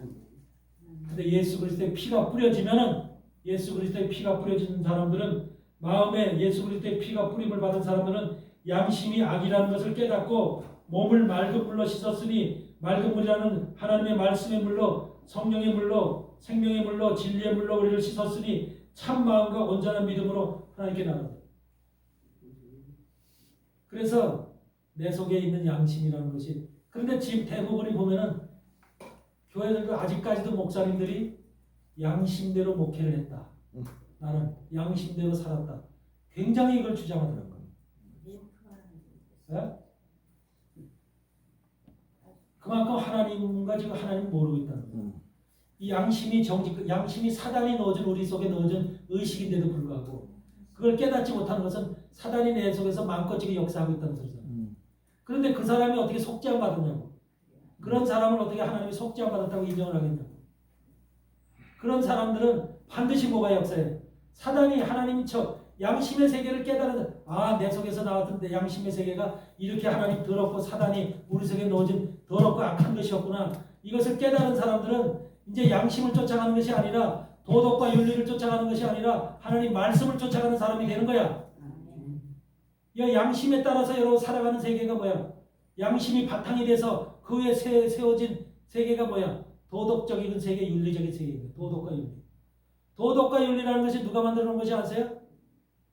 도덕과 윤리. 세상은 뭐라고 세요? 양심과 도덕과 윤리가 최고야. 그게 선이야. 세상이 주장하는 성. 도덕과 윤리를 어긋나면은 잘못됐다. 이것은 거짓됐다. 뭐가 욕하고 그 사람을 한마디 징계하는 거죠. 그래 안 그래요? 네. 근데 그 도덕과 윤리가 바로 어디에 바탕으로 나오는 거야? 양심을 바탕으로 세워진 거예요. 양심을. 아셨어요? 그렇기 때문에 도덕에서 벗어나면은 뭐야? 세상적인 기준이 사단의 기준이 사단을 징계하는 기준이 바로 도덕과 윤리를 딱 이게 외형적으로 딱 내놨기 때문에 도덕에서 벗어나면은 세상 사람들이 타켓이 손가락질 당하는 타켓이 되는 거야. 여러분, 하나님 안에는 도덕과 윤리가 없어. 도덕과 윤리가 있었으면 라합이라는 여인을 창녀를 우리가 그 기생을 저기를 세우지 않아. 예수 그리스도의 모친으로 세우지 않아. 다말이라는 여인을 유다의 부인으로 세우지 않아. 그 속에서 베레스를 낳지 않아. 예? 다말이라는 여인이 어떤 여인이야? 유다의 며느리야, 며느리. 며느리하고 시아버지 사이에서 베레스가 나와. 예? 그게 예수 그리스도 족보야. 어? 그게 윤리 도덕적으로 맞느냐고. 그래서 이 성경을 신학을 따지는 사람들의 벌써 속에서는 예수님은 한마디로 이게 잘못된 신이다. 이렇게 얘기하는 사람들도 있어. 왜? 도덕과 윤리 가운데 판단을 하니까. 기준을 갖다 세워놓고 양심과 윤리와 도덕을 가지고 기준으로 하니까. 근데 그 안에서 보니까 여러분들 그렇지요. 루시라는 그 모압 여인을 갖다가 택한 것도 그렇죠. 그러면 또 다윗의 아내를 누굴 택했어? 바세바도 그것도 뭐야? 남의 아내잖아. 남편을 죽여서까지 아내를 취했지. 그런 한마디로 말해서 불륜 관계. 그래서 그 바세바를 얘기할 때는 항상 다윗의 아내라는 말을 성경에서 한 번도 안 써. 우레아의 아내. 죽었다 깨라도 나가해는 우레아야. 우레아의 아내라고만 계속해서 쓰고 있어. 오죽했으면 우레아의 아내야.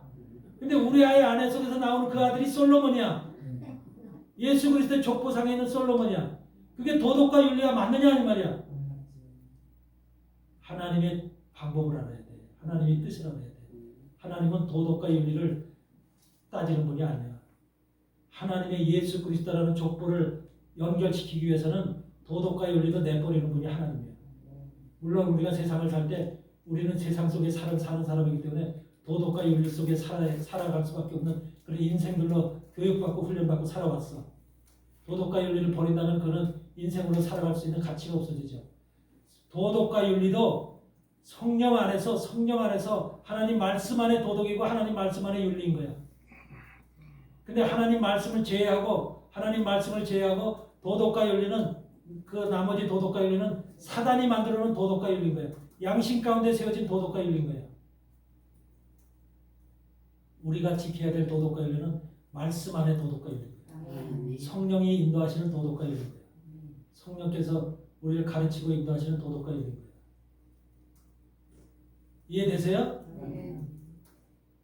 근데 세상 사람들은 하나님 말씀을 쫓아가는 그 도덕과 윤리를 중요시 얘기하는 것이 아니라, 특히 말해서 우리가 세상 사람들 손가락질하기는 좋잖아. 문제가 많으니까.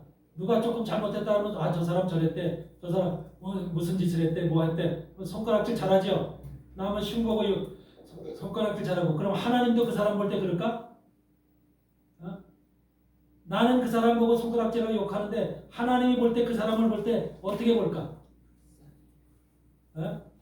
하나님은 그것을 그 사람이 물론 불법하고 잘못은 했어. 잘못은 했지만 하나님은 그를 갖다가 그가 돌아올 수 있어요, 없어? 돌아올 수 있어. 하나님은 그가 돌아올 수 있는 길을 다 준비해놨어. 이미. 그래서 그 사람이 믿음 안에 있으면 그런 모든 것도 굴레가 속박도 다 해 자유함을 얻는 거야. 그래서 하나님 안에서는 모든 것이 한마디로 다 풀어지는 거야. 여러분 강도 맞는 자 좌편에 우편에 있었잖아. 네. 그 강도 맞는 자를 하나님께서 왜 그뿐 너가 나와 지금 낙원에 있으리라. 어때 그 사람이 큰 죄를 저지른 그래서 십자가형을 달아서 죽는 자인데 어떻게 낙원에 같이 있어? 어? 주님을 인정하면 주님이라는 저분이 메시아라거나 저분이 주님이라거나 인정을 하면은 낙원에 있는 거야. 예수 그리스도의 십자가 사건을 인정을 하고 그 피가 나를 씻었다. 그 피로 인해서 내가 구원을 받는다. 라고 하는 것을 인정을 하면 그걸 믿음으로 받아들이고 영접하면은 구원을 받는 거야. 낙원에 있는 거야. 그게 우리 백성들에게 주어진 하나님의 뜻이야. 전지전능하신 분을 인정을 하느냐 못하느냐. 저 바깥에 있는 사람들은 전지전능 하나님의 피조물인데도 불구하고 인정 안 하잖아. 받아들이질 않잖아. 예수 그리스도 교회 앞에 오지 않는 사람들은 받아들이질 않잖아. 자기만이 주인이고 자기만이 왕이잖아. 근데 교회에 들어와 있는 사람들이 일단은 받아들였잖아. 받아들여서 예수님이 나의 주인이고 왕이시고 예수님의 피로 내가 속죄함 받았다라는 걸 인정하잖아. 그 질적으로 그것이 정확하게 속죄함을 받았는지 모르니 그것도 아직까지 깨달음이 부족할 뿐이지. 여러분 교회 안에 들어온 사람들이 일단은 그래서 하나님이 영접한 사람을 내 백성이라고 부른다잖아. 그래 안 그래요? 그래서 그렇게 하나님께서는 우리를 인정하시고 부르시는데 죄사함이라고 하는 것이 바로 여러분들이 완전히 받았을 때, 여러분들이 죄사함을 받았을 때, 죄사함을 받은 사람이라면 마음속에 기쁨과 자유함과 희락이 차고 넘칩니다. 자유함. 그리고 여의도 순복음교회 이영훈 목사가 그거 요새 났지? 네. 그거 요새 교회 큰 스토리더라고. 근데 그것이 큰 스토리인데 주의 종으로서 도덕 윤리적으로 큰 실수를 한 거죠. 근데 그 양반도 구원받을 수 있어. 그것도 피조물이기 때문에. 구원론 안에 들어가 있어요. 어? 구원론 안에 들어가 있어요. 그 사람이 잘못을 했지만 그 사람이 다시 주님 앞에 돌아와서 회개를 하고 주님 내가 이렇게 해서 잘못했습니다. 용서를 받으면 예수님 안에서 십자가의 피가 얼마든지 씻김을 받을 수 있어. 그것이 그렇기 때문에 모든 죄인들은 하나님 앞에서 다 씻김 받을 수 있어. 그것이 하나님의 능력이야. 근데 그것을 이 세상 사람들은 도덕과 윤리적인 관점에서만 보고 그 사람을 영원히 낙인 찍어서 그 사람을 일어나지 못할 꾹꾹 밟는 게 이 세상의 일이고 세상의 뜻이라면 하나님은 그렇게 하지 않아. 그 사람도 하나님의 피조물이야. 근데 하나님의 종으로서 하지 못할 짓을 한 거야. 하나님의 종이라는 건 모범이 돼야 되잖아. 모든 사람들의 귀감이 돼야 되잖아.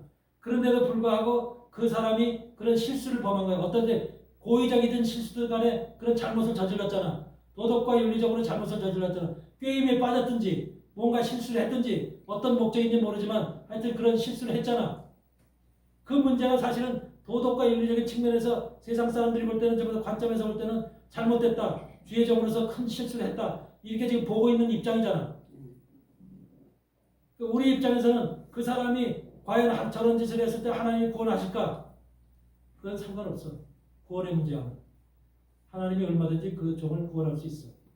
근데 그만큼 그 구원을 하기 위해서는 그만한 자기에 대한 하나님이 우리 이 백성들이 짓는 죄와 주의 종들이 주의 종들이 짓는 죄에 책임이 있어요. 제사장이 짓는 죄, 백성이 짓는 죄가 다르죠. 레위기 4장에서 제사장이 죄를 지었을 때는 어떻게 한다고 그래요? 속죄제에서 백성으로 제어를 잊게 한다고 그랬잖아. 그 사람은 제사장의 입장으로 하나님에서 부름을 받았잖아.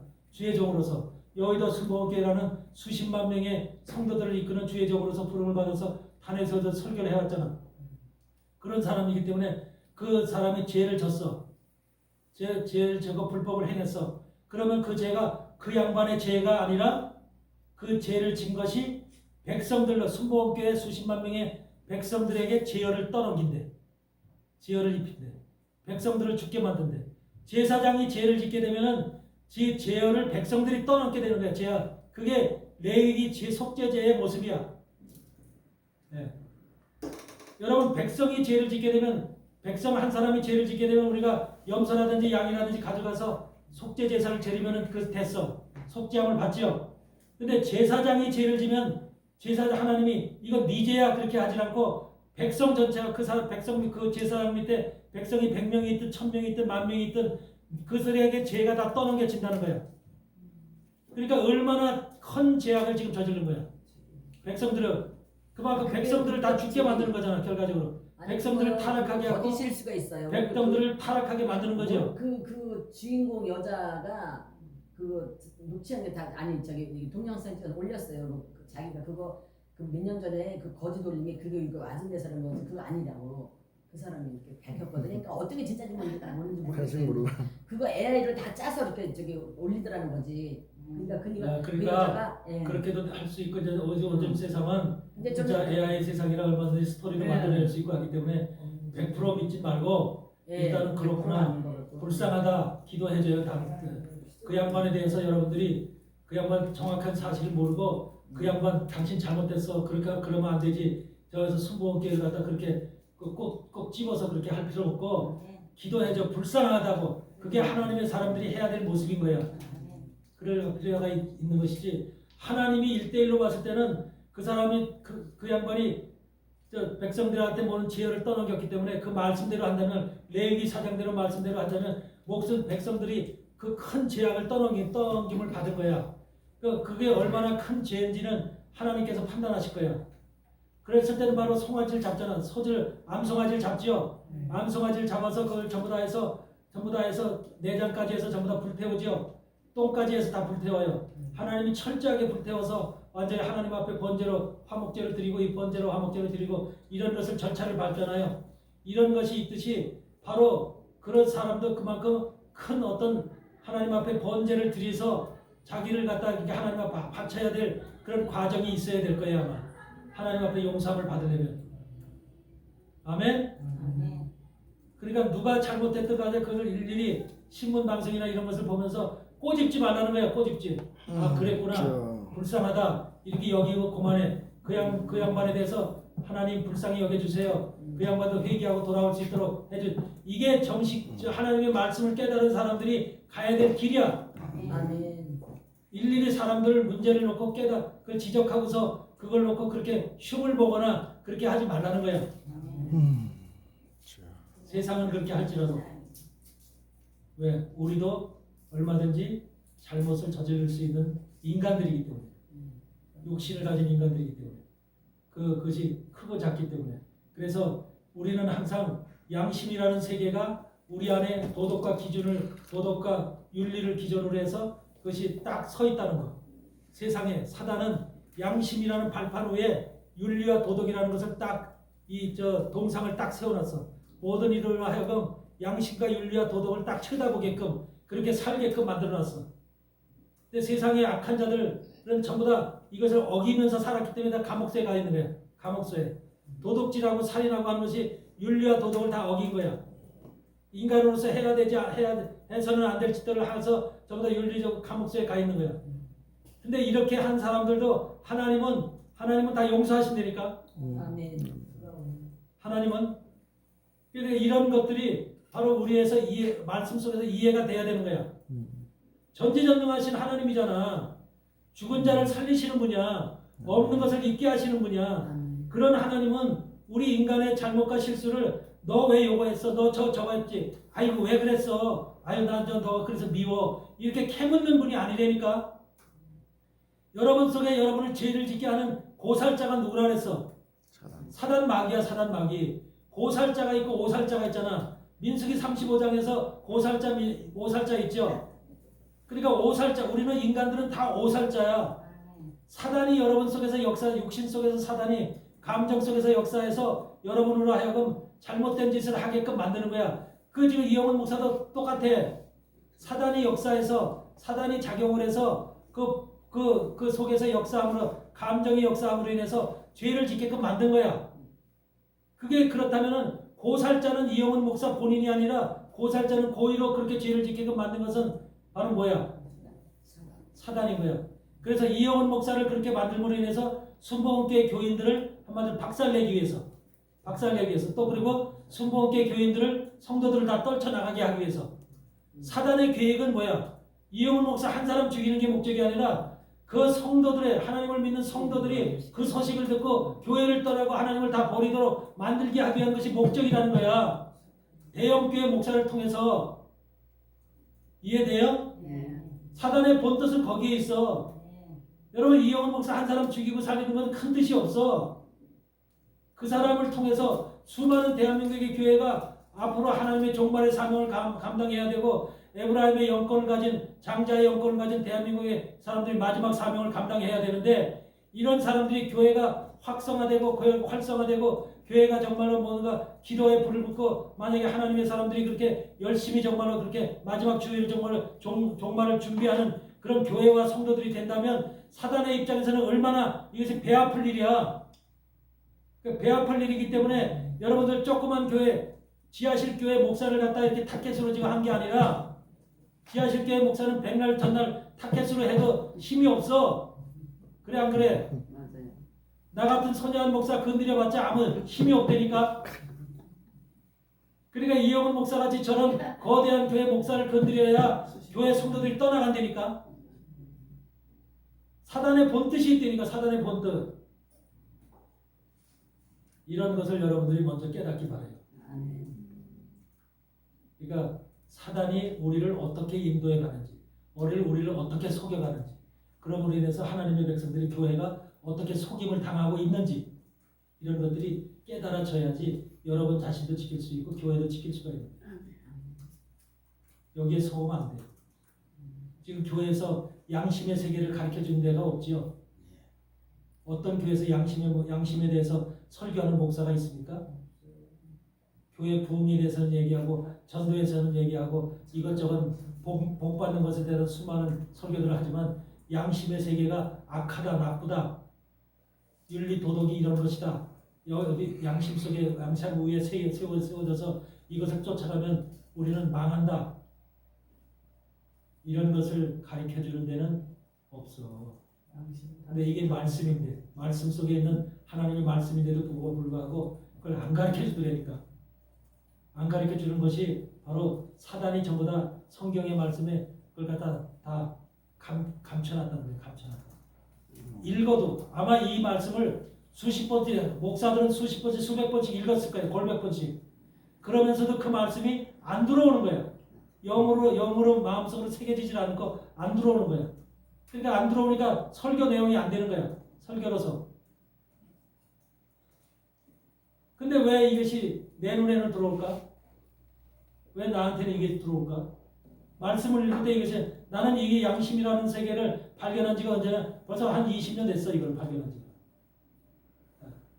아, 양심이라는 것이 이런 거구나 라는 것을 하나님께서 찝어져서 발견한 지가 그렇게 오래됐어. 양심하는 다 선한 양심으로 있다가 넘어가버렸지. 그래서 세례할 때 선한 양심이 하나님을 향해서 찾아가는 것이다 그랬잖아. 그럼 악한 양심은 사단을 향해서 찾아가는 것이 바로 악한 양심. 우리 안에는 선한 양심도 있고 악한 양심. 그게 선악이야. 선악. 그래서 뭐라 그래? 선과 악을 세 번째 뭐야? 부함직스럽고 먹음직스럽고 선악을 분별할 수 있는 지혜. 그래서 선악과 나무야. 선악과 열매를 먹고 난 이후에 우리 안에는 뭐가 들어있어? 선악을 분별할 수 있는 지혜의 영이 들어와 있는 거예요. 그 선과 악이. 선한 것은 하나님 쪽. 인간 속에는 선을 하나님을 향해 찾아가는 선도 있고 또 사단의 말을 듣고 사단을 쫓아가는 악이라는 세계가 있는데 그것이 양심이라는 바탕 속에 선과 선한 양심, 악한 양심이라는 세계로 딱 지금 있는 거 존재하고 있는 거예요.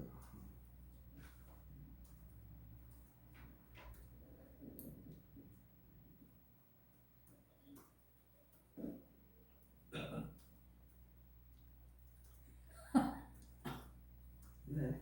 우리 강도사님이 뭘 보나 했더니 여기 앉아 팔을 입고 팔을 보고 있었어요.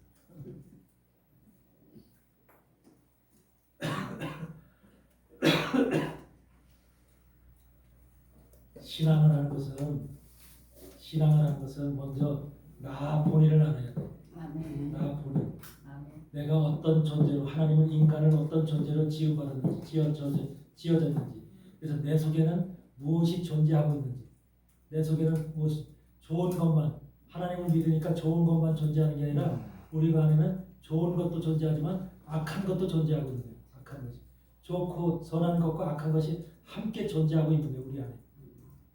그럼 악한 것은 어떻게 역사하고 선한 것은 어떻게 역사하고 우리 안에 하나님은 그런 모습으로 우리가 타락되고 변질된 인생으로 계속해서 살아온 거야.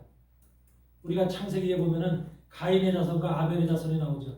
그 아벨 자손에 대신 셋을 주시잖아. 그래서 가인은 뭐야? 가인과 아벨이라고 하는 두 아들이 태어나 아담 속에. 그래 안 그래요? 네. 아담 속에 가인과 아벨이 태어나죠? 가인은 뭐야? 가인의 족보 속에 가인과 에녹이라는 자손으로 해서 쭉 나와서 라멕이라는 아들로 그 유발과 두발과 유발과 또 뭐야 두발 가인 이런 아들이 세 명이 쭉 나오죠. 마지막 시대 가인의 아들 속에서 마지막 아들이 라멕이잖아. 근데 라멕 속에는 세 아들이 나오잖아. 유발과 두발과 유발과 두발 가인. 그렇죠? 이 세 아들이 나오잖아. 쭉 나온단 말이야. 이런 족보상의 아들, 가인의 족보상의 아들, 가인은 살인자죠. 살인자의 족보에 들어있는 그 자손들은 전부 다 살인자의 피를 받고 있는 거야. 살인자의 씨를 받고 있는 거야. 그런 자손들이 이 땅에 계속해서 연결이 된다는 소리야. 가인의 자손들이 그게 예언이야, 예언.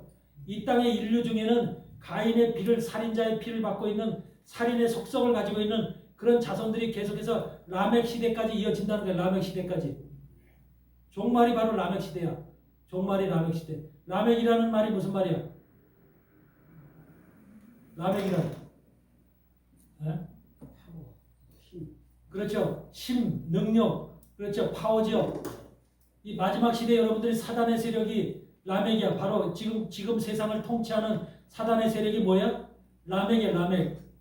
강력한 힘과 파워와 능력을 가지고 있는 여러분 세상을 볼 때 그렇지 않아요? 정치적인 권력, 정치적인 힘, 경제적인 힘, 군사적인 힘 말할 수 지금 무기를 볼 때 어마어마하잖아요. 이런 것들이 지금 라멕이라고요. 그런데 그걸 가지고 뭐예요? 그것이 바로 라멕 속에는 뭐가 있어? 라멕 속에는 뭐가 있어요? 살인자의 피. 유발과 그 이름 얘기해 보세요. 두발과 야발이죠. 야발. 두발과 야발과 두발 가인이죠. 그러니까 그 세 명의 조상들이 나오잖아. 하나는 뭐 하는 사람들이야? 목축. 가축 치는 사람들이죠. 가축 치는 사람의 조상이 두발이죠. 야발은 뭐야? 예수. 음악하는 사람들이죠.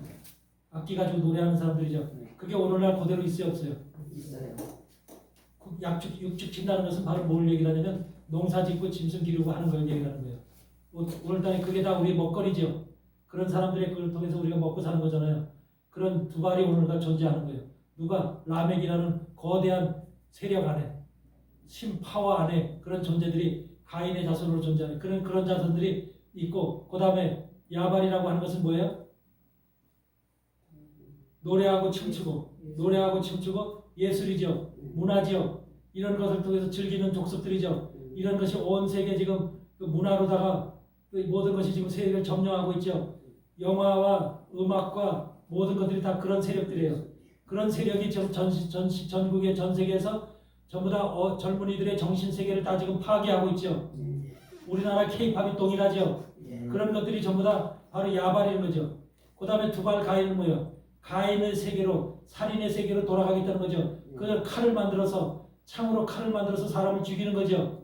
그게 두발 가인이죠. 예. 지금 그게 군사력이죠. 오늘날 군사력으로 존재하죠. 어마어마한 군사력으로 지금 세계 사람들을 죽이는 거죠. 결국 무기를 만드는 것은 뭐예요? 사람을 죽이기 위해서 만드는 거잖아요. 그러니까 오늘날 두발과 야발과 두발 가인이라고 하는 이 사람이 라멕 안에, 라멕이라는 거대한 세력 안에 존재하고 있는 거예요. 가인의 후손들이 이와 같이 지금 살아서 마지막 종말에까지 이와 같이 살아서 존재하고 있는 거예요. 그렇게 될 것을 이미 예언하고 있는 것이고요. 오늘날 우리는 그 안에서 라멕이라는 그 두발과 야발과 두발 가인이라고 하는 그 아들들이 만들어놓은 세상 속에서 우리는 그걸 즐기면서 살고 있는 것이 지금 현대인들이에요. 그래서 마지막 시대는 사단이 가인의 살인자의 피가 바로 그렇게 해서 그런 계보로다가 마지막까지 가지만 또 마찬가지로 저 야발과 유발이라고 하는 그런 존재는 뭐예요? 또 셋이라고 하는 존재는 아벨 대신에 셋을 주잖아요. 아벨 대신에 셋을 주면 셋의 후손 속에는 뭐가 나와요? 에노스가 나오죠. 에노스로부터 쭉 게난으로 해서 쭉 나오죠. 그래서 제일 마지막 때 라멕이 나오죠. 마지막으로 이 가인의 후손 속에서 라멕이 나오는데 셋의 후손 속에서도 라멕이 나와야 안 나와요? 나와요. 가장 마지막에 라멕 다음에 뭐가 나와요? 노아. 근데 이 셋의 후손 속에 나오는 것이 바로 아브라함의 자손이면서 바로 예수님의 바로 족보가 거기서 나오는 거잖아요. 그래 안 그래요? 그래서 근데 라멕이라는 예수님도 마지막 시대에 강력한 힘으로 이 땅에 역사한다는 거예요. 라멕처럼 강력한 하나님의 파워를 가지고 이 마지막 시대에 역사. 가인의 악의 세력도 강력한 라멕의 세력을 가지고 역사하듯이 두발과 야발과 두발 가인으로 역사하듯이 하나님도 강력한 마지막 시대의 영적인 강력한 힘을 가지고 마지막 시대에 역사한다는 거예요. 하나님께서. 그러므로 인해서 라멕이라는 세계가 라멕이라는 강력한 하나님의 파워와 힘과 권세와 능력을 가지고 이 땅에 역사한다는 거예요. 그러면서 그 결과는 뭐예요? 노아로 가는 거예요. 노아로. 노아는 뭐예요? 안식이죠. 안식의 시간으로 들어가죠. 라멕 다음에는 노아가 들어오잖아요. 안식의 시간으로 들어가잖아요. 그러면서 노아는 뭐예요? 노아 방주에 8명만 구원받죠. 노아 방주 속에 들어가지 못한 자는 다 죽죠. 마지막 시대가 그렇다는 거예요. 종말 때가 방주에 들어가지 못한 자는 다 죽는다는 거예요. 마지막 시대. 하나님은 여러분들 지금 방주에 들어갈 자를 찾고 있는 거예요. 노아 방주 때는 8식구만이 방주에 들어갔지만 마지막 종말 때는 이제 주님의 심판과 구원이 이루어질 때는 구원받을 사람, 완전한 속죄함을 받은 사람, 하나님의 뜻 가운데서 정말로 천년왕국에 들어갈 사람들이 방주 안으로 들어가는 거예요. 성경의 창세기의 그 역사는, 계보와 역사는 마지막 시대 종말까지 그대로 이어지게끔 하나님이 예언을 해놓으실 거라 이 말이에요. 괜히 그 예언하는 것 누구 아들은 누굴 낳고 이렇게 한 것이 아니라 하나님의 마지막 종말까지의 예언이야, 예언. 하나님의 역사와 사단의 역사가 어떻게 하나님의 역사가 진행되면 동일하게 사단의 역사도 진행되지요. 사단의 역사가 진행될 때 하나님의 역사도 동일하게 진행된단 말이에요. 그러면서 그 역사가 역사 속에서 나타나는 사람들의 이름을 통해서 어떻게 역사가 진행되어질지를 그 역사를 통해서 보여주시는 거예요. 여러분 셋의 후손을 셋의 아들을 뭐라고 그랬죠? 셋의 후손이 에노스라고 그랬죠. 근데 에노스 때서부터 하나님을 찾았다 그랬죠. 그래야 안 그래요? 그렇게 나오죠. 창세기 5장 4장 마지막 절에 그렇게 나오죠. 에노스가 무슨 말이에요? 에노스가 에노스가 무슨 말이에요?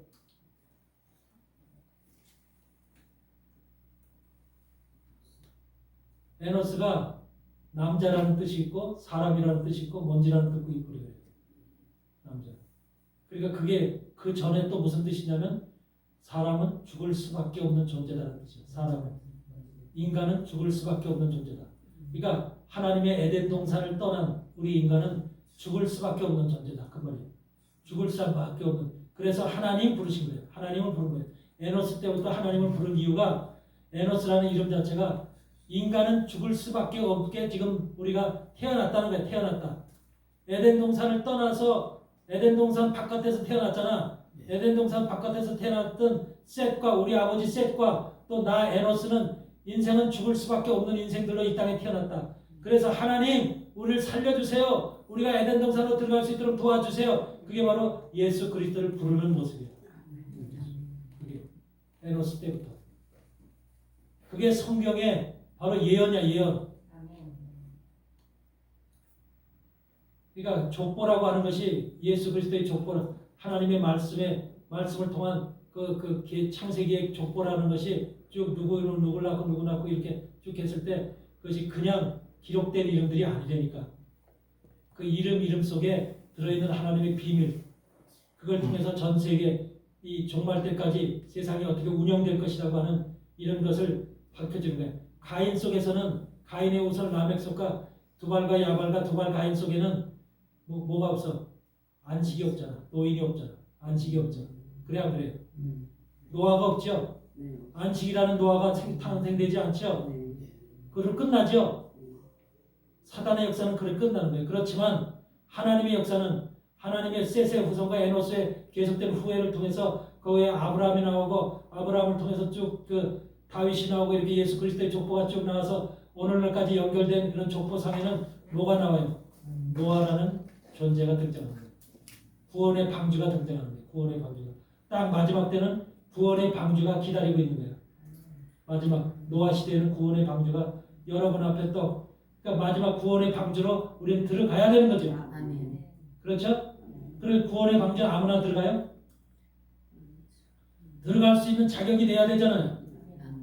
구원을 들어갈 수 있는 자격이.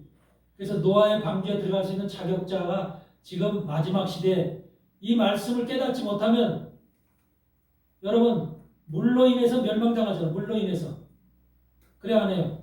노아 방주 때 주님이 내가 인자가 올 때 노아 때와 같고 로세 때와 같다 그래서 안 그랬어? 노아 때와 같고 로세 때와 같다. 그런데 노아 방주가 있을 때 그들이 멸망당할 때 뭘로 다 멸망당해? 방주에 들어가지 못한 자들이 멸망당할 때 뭘로? 무슨 물?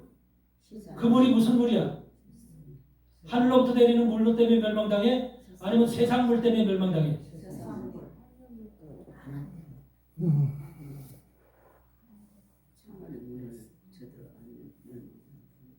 하늘의 궁창에서 물이 내려왔지만 그것은 하나님의 물이 아니지. 성경 말씀의 물이 영의 물이 아니죠. 네? 지금 비가 내릴 때 그 물 우리 먹잖아요. 비가 내린 물 먹어 육신의 물을 먹어야 안 돼요. 그 물이 샘이 되고 우물이 되고 해서 먹는 거잖아요. 강물이 되는 것이잖아요. 그게 바로 그 시대의 물이죠. 동일하죠.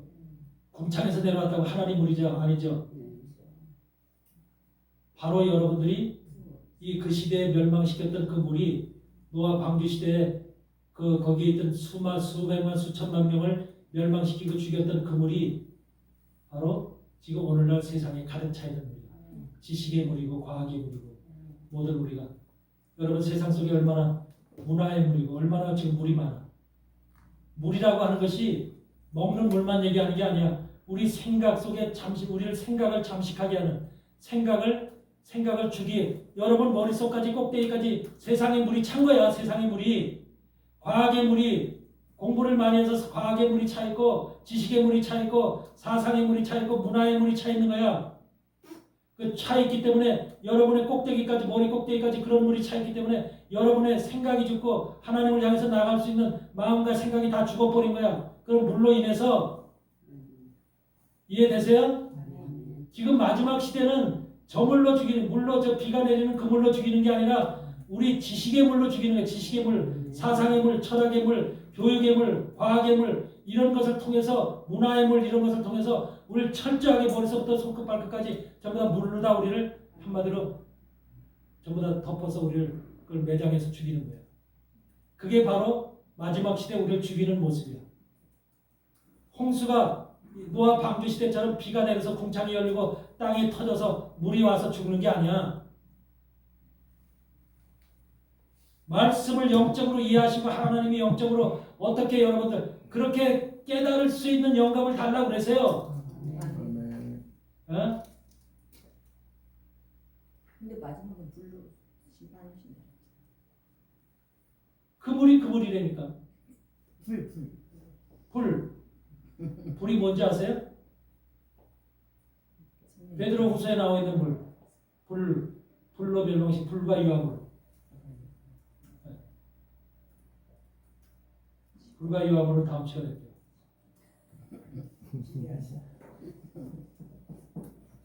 바로 롯을 노아 때는 그렇게 물로 다 했죠.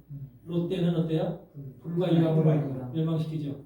그게 다 의미가 있는 거예요. 왜 근데 롯의 때와 같고 노아 때와 같고 롯의 때와 같대요. 인자가 임할 때.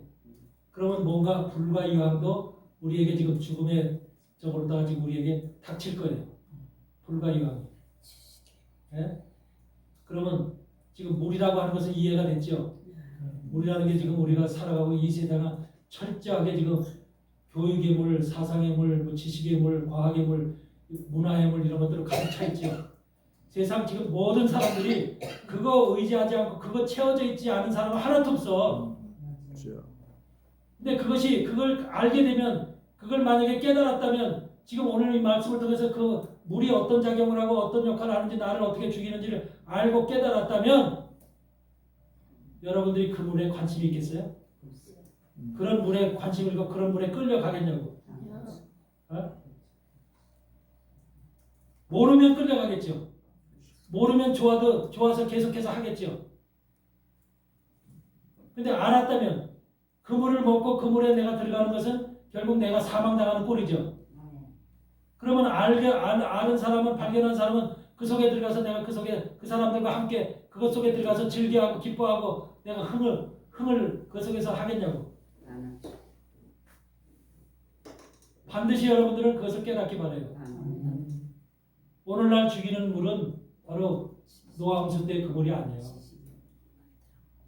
그래서 사단이 일루미나티가 오늘날 교육의 물을 만든 장본인들이 누구냐면 사상의 물, 철학의 물, 과학의 물을 만든 사람들이 1776년도 5월 1일 아담 하우 샤프트라고 하는 그런 사람에 의해서 만들어진 일루미나티가 전 세계 교육 시스템을 만드는 거예요. 일루미나티 들어봤어요? 예.